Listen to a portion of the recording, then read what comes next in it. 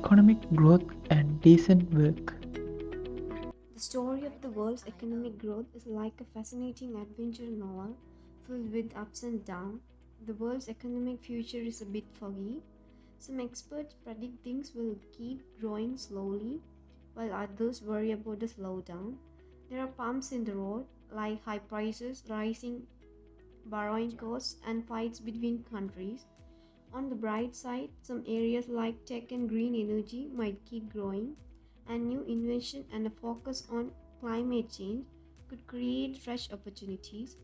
In the end, how governments work together, manage debt, and make decisions will play a big role in where the global economy ends up. As of April 2024, the global economy is showing signs of cautious optimism. The International Monetary Fund predicts steady growth of around 3.2% for 2024 and 25.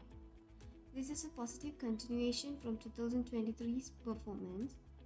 There are some regional variation, with advanced economies experiencing slightly slower growth than emerging markets. While inflation remains a concern, it's showing signs of a decline. Overall, the global economy seems to be on a path of moderate but stable growth in the near future. Sri Lanka's story is like a captivating tale of independence and adaptation. Imagine a bustling island kingdom, a central hub for trade long ago. Open trade thrived, with Sri Lankans swapping spices for silks and gems for tools. Advanced irrigation system ensured self-sufficiency with bountiful rice harvest. Even during the Cold War tension, Sri Lanka, a true leader in the non-aligned movement, charted its own course, refusing to pick sides. However, colonialism and recent economic challenges added complexities, demanding Sri Lanka's continued resilience. Sri Lanka's pre-colonial economy flourished on a strong foundation of agriculture and trade. Rice cultivation reigned supreme, with surpluses earning them the title Granary of the East and allowing them to export rice throughout Southeast Asia. This agricultural prowess extended beyond rice, with fruits, vegetables, and spices likely grown for local consumption or regional trade. Travelers' accounts highlight Sri Lanka's role as a vital link between East and West, with well-established trade networks connecting them to both Arabian and Asian regions. This synergy of agriculture and trade fueled the prosperous Sri Lankan economy before European colonization. Sri Lanka's pre-colonial economy flourished due to a powerful trio. First, thriving agriculture; second, its strategic location and extensive trade networks; finally, advanced irrigation system and infrastructure. Sri Lanka's experience with European colonization began in the 16th century. European colonization significantly reshaped Sri Lanka's economy. While there were improvements like infrastructure development and access to global markets, these came at a cost. European powers ruthlessly exploited Sri Lanka's resources, focusing on maximizing profits from cash crops like tea and rubber. Unequal trade practices further hampered Sri Lanka's economic development. The legacy of this era remains complex, with ongoing debate about the long-term consequences of these changes on Sri Lanka's economic trajectory. Gaining independence wasn't an economic cure-all for Sri Lanka.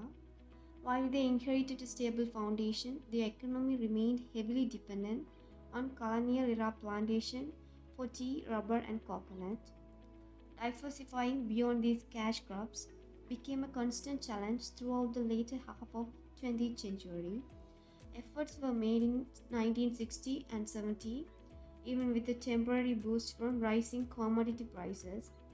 However, the 70 and 80 showed shift towards state control, followed by an intense period in the 90s with reforms that lead to more imports and less self-sufficiency. Despite some initial growth, Sri Lanka's economy journey towards long-term stability continues. Post-Civil War atmosphere was smashed infrastructure forcing expensive rebuilding that strained Sri Lankan's budget and slowed economic growth. Resettlement and reconciliation were developed between the communities in slow progression. However, people lived with peace and harmony. War crippled Sri Lankan's economy. Reviving this, especially in war zones, was key to lasting peace and prosperity. Nation's economy during 2011 to 2019. Early growth. The Sri Lankan economy had a period of significant growth from 2003 to 2012 with an average annual growth rate of around 6.4%. This placed it above the growth of its regional peers. Growth moderation. However, this rapid growth wasn't sustainable in the long term and it slowed down after 2012. The World Bank had also previously raised concerns about the nature of this growth, particularly its dependence on non-tradable sectors. 2019 growth. By 2019, Sri Lanka's GDP growth fell to 2.6% for the first half of the year. This slowdown was attributed to a combination of domestic challenges and the Easter Sunday attacks. The growth on right shows that the annual GDP growth of Sri Lanka. COVID-19 post-pandemic crisis. Strained healthcare. Sri Lanka's early COVID wins turned so as later waves stretched hospitals thin and supplies dwindled. Decrease of foreign exchange. COVID hurt Sri Lankan's foreign money coming in like from tourism and workers abroad. Increased poverty and inequality. Pandemic caused job losses and business closures, deepening poverty especially for vulnerable groups.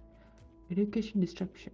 Schools closures and a shift to online learning distributed education, potentially impacting future opportunities for Sri Lankan youth. Economic recovery, political stability, debt management, economic diversification. Here are some recent economic trends in Sri Lanka. Sri Lankan work opportunities. Sri Lanka's job market is undergoing a shift while traditional sectors like tourism are recovering. New opportunities are emerging in areas like renewable energy, IT, and healthcare.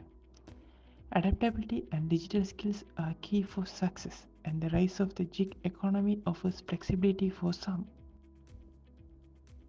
View on unemployment. Sri Lanka's unemployment picture is complex. Official rates are around 4.7%, but unemployment and discouraged workers suggest a tougher reality. Youth unemployment is high and women face particular challenges. The economic crisis like worsened these issues. Sri Lanka's economic growth and decent work under UN lens. Thank you.